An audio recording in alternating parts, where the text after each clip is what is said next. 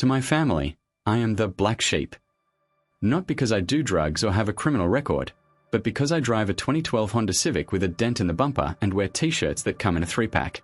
My name is Chris, 28M. My family is obsessed with appearance. My father is a real estate agent who leases a new Mercedes every year to look the part. My mother spends half her day curating her Instagram feed to make her life look perfect. My older brother, Ryan, is a VP at a bank who is currently drowning in credit card debt to maintain his lifestyle, but you'd never know it by looking at his Rolex. They look at me and see a failure. They see a guy who dropped out of college, true, to fiddle with computers in his apartment, also true. What they don't see, because I never told them, is that the fiddling turned into a cybersecurity software company that I sold to a tech giant 2 years ago for $42 million. I didn't tell them because I knew what would happen. They wouldn't see me. They would see a walking ATM. I wanted them to love me for me, or at least respect me. But as I learned last Sunday, respect is a price tag in this family.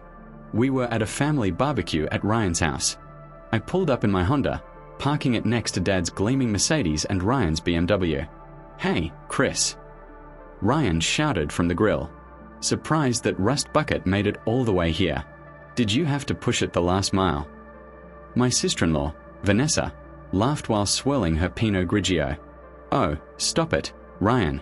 At least he's trying." "Chris, honey, I have some of Ryan's old dress shirts in a bag for you. They might be a little big, but they are Brooks Brothers.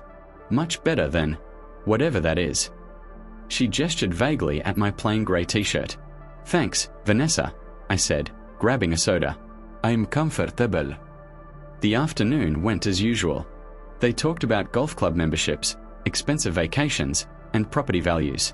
I sat there, nodding, thinking about my diversified portfolio and the fact that I earn more in interest every month than Ryan makes in a year. Then, the mood shifted. My mom clapped her hands. "Okay, everyone, listen up. Dad and I finally booked the venue for the great family reunion next month." Everyone cheered. This reunion had been talked about for years. It was supposed to be a celebration of my parents' 35th anniversary. "We are going to the Azure Pearl in Cabo," Mom announced, beaming. My eyebrows shot up. "I know the Azure Pearl. It's an ultra-exclusive, adults-only resort where the cheapest room is $2,000 a night.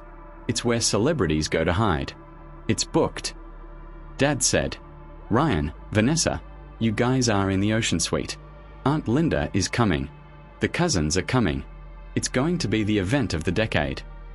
They spent 20 minutes discussing the private yacht charter and the Michelin star tasting menu. I sat there, waiting for them to give me the details. Finally, there was a lull in the conversation. "So," I said, taking a bite of potato salad, "what are the dates? I need to put it on my calendar." The patio went silent. My mom looked at my dad. Ryan looked at his shoes. Vanessa suddenly found a loose thread on her dress very interesting. "Well, Chris," Mom started, putting on her sad, pitying face, "we didn't book a room for you." I paused. "Oh, I can book my own. Just send me the link." Ryan snorted. "Book your own. Chris, it's the Azure Pearl. A weekend that costs more than you make in 6 months. We didn't want to put you in an awkward position." "We discussed it as a family," Dad added, using his serious business's voice. "This resort is, well, it's high caliber. There are dress codes. The dinners alone are $300 a head. We know things are tight for you with your little computer repair gigs. We didn't want you to feel embarrassed because you couldn't keep up." "I see," I said slowly. "So, because you think I'm poor, I'm uninvited to the family reunion." "It's not uninvited," Mom said soothingly. "It's just out of your league, sweetie. We figured you'd be happier here. You can watch Ryan's dog while we are gone. We'll pay you $50. That will help with your car repairs." They all looked at me with that sickening mix of pity and superiority. They expected me to be sad. They expected me to beg. Or maybe they expected me to ask for a loan so I could come.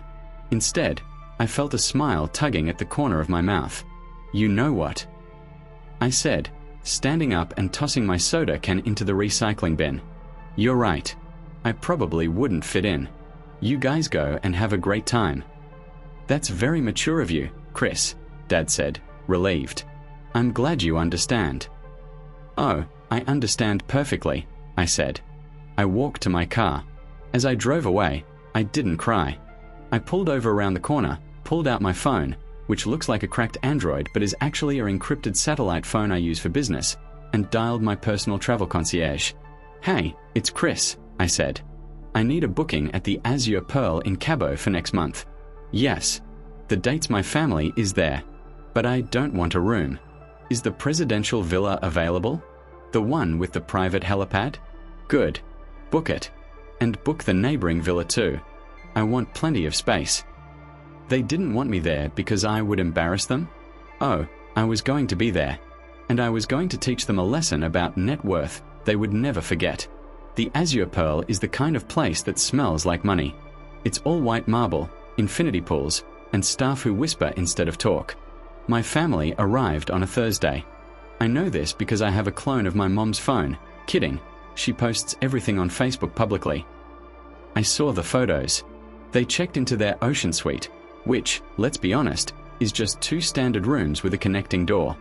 I arrived on Friday afternoon. I didn't take a taxi. I didn't take the shuttle bus. I had arranged for the resort's private helicopter to pick me up from the airport. I touched down on the private helipad on the south side of the resort. The general manager, a charming Frenchman named Henri, was waiting for me with a glass of vintage champagne.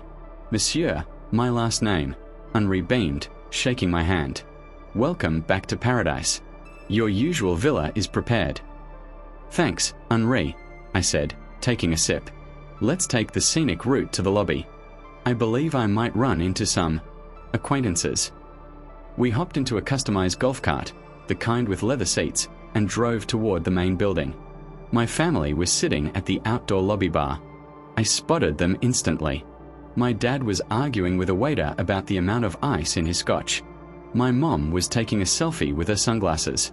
Ryan and Vanessa were looking at the menu, probably calculating if they could afford the lobster. I signaled the driver to stop about 20 feet away. I stepped out. Gone were the stained t-shirt and the beat-up sneakers. I was wearing a tailored cream linen suit, a white dress shirt unbuttoned at the top, and loafers that cost more than Ryan's BMW payments. On my wrist sat my Patek Philippe Nautilus, a subtle $100,000 flex that only people who know watches would notice. I adjusted my sunglasses and walked toward the bar.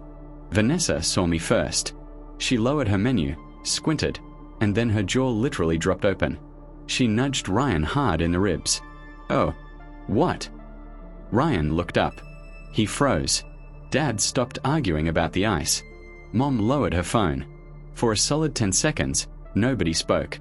They looked at me like I was a ghost, or an alien, or perhaps a hallucination brought on by the heat. Chris. Mom whispered. Her voice cracked. I smiled, taking off my sunglasses. Hey, guys. Fancy seeing you here. What? What are you doing here? Ryan stammered. He stood up, looking me up and down, trying to process the shoot. Did you get a job here? Are you a waiter? I laughed. No, Ryan. I'm on vacation. Same as you. Vacation. Dad sputtered. Here. But, we told you. This place is expensive. How did you afford the flight? Did you sell your car? Something like that, I lied smoothly. Just then, Henri, the general manager, walked up to me with a silver platter holding a keycard. Monsieur Chris, Henri said, ignoring my family completely. Your luggage has been sent directly to the presidential villa. The private chef is prepping your welcome dinner. Shall I have the sommelier open the 82 Bordeaux? My family's heads swiveled between me and Henri like they were watching a tennis match. Presidential villa. Vanessa squeaked. Wait, we tried to book that. They told us it was $15,000 a night. Actually, madam, Henri corrected politely, it is $25,000 a night during peak season, and it has been booked by Monsieur Chris for the week. My dad looked like he was having a stroke. 25,000? Chris, is this a joke? Did you steal a credit card? You fix computers for a living. I own a software company, Dad, I said casually. Well, I did. Until I sold it. Sold it? Ryan asked, his face going pale. For how much? Enough to cover the bill, I winked. Anyway, I'd love to chat, but I have a massage scheduled in my private spa. Enjoy the Ocean Suite. I hear it has a lovely view of the parking lot if you crane your neck. I turned to walk away, leaving them standing there in stunned silence. Wait! Mom screamed, jumping up. Chris! Wait! I stopped and looked back. Yeah. You sold a company? Why didn't you tell us? She put on her best hurt mother act. We are family. I tried to, I said, my voice dropping the playful tone. But every time I came over, you were too busy making fun of my Honda to ask me how my day was. Enjoy your vacation. I walked away.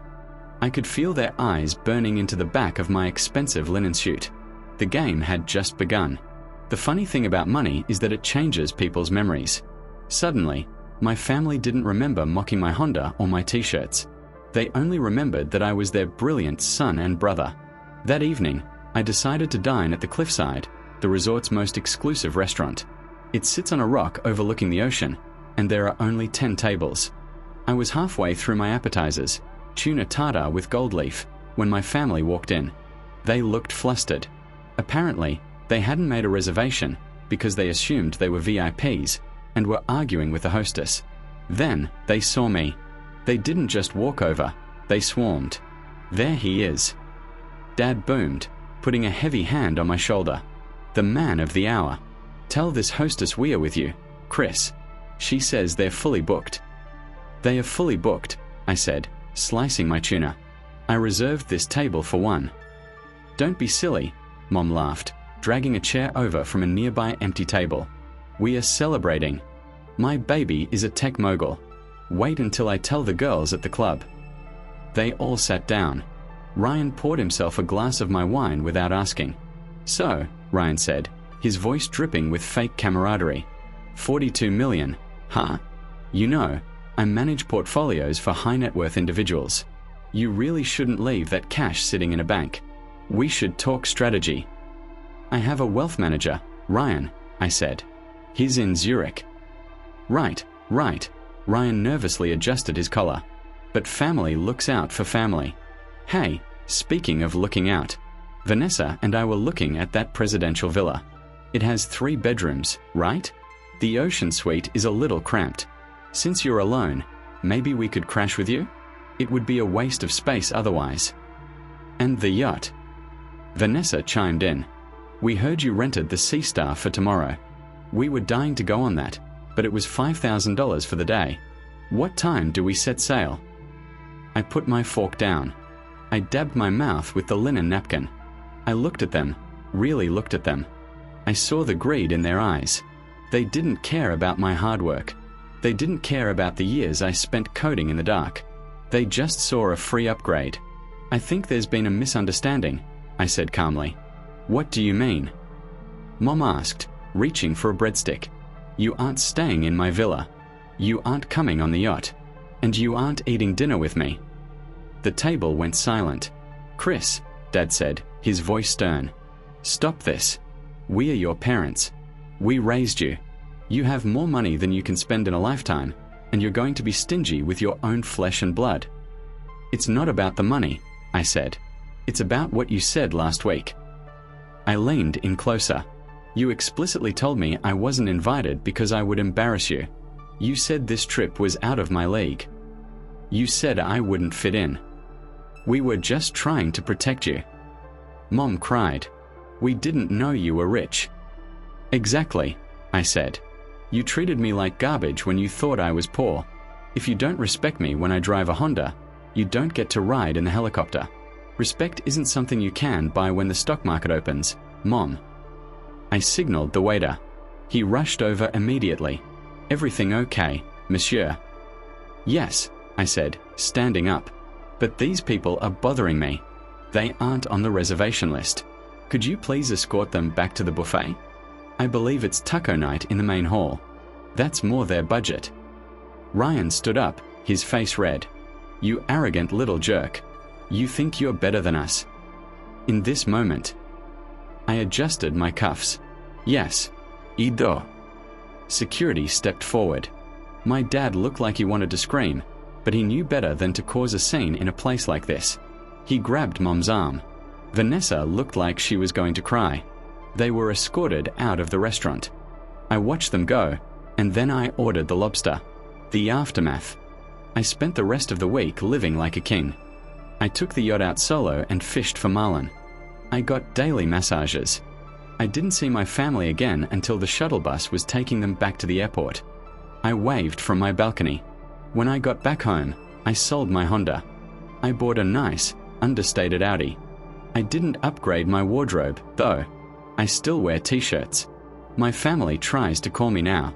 Ryan sends me emails about investment opportunities. Mom sends texts saying she misses me. I haven't replied. They wanted a picture-perfect life to show off to the world. Well, they got their wish. They have a great story about a rich son. The only problem is, he's not their son anymore. He's just a stranger they underestimated.